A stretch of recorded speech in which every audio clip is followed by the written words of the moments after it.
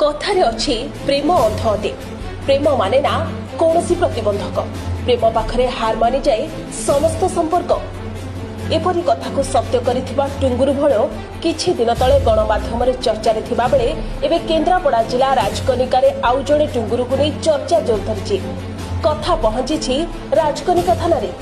जड़े अविवाहित युवक प्रेम अंध होई निजर स्वामी सासु ससुर घर संसार एपरिक जन्म करिथिबा दुईटी छुआ को पादरे आड़ई दे जड़े महिला निजठू बयस कम बयसर जड़े युवक हाथ धरी चली आसी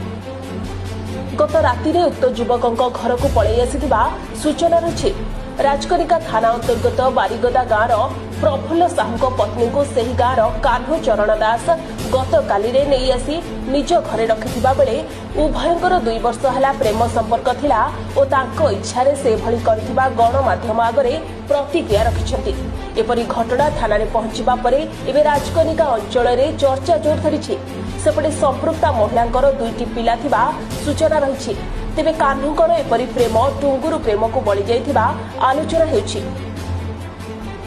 भल लागला भल पाइ नै आ कोन केते दिन भल पाइबा 2 वर्ष होइजो कोरा आरंभ आगर घरे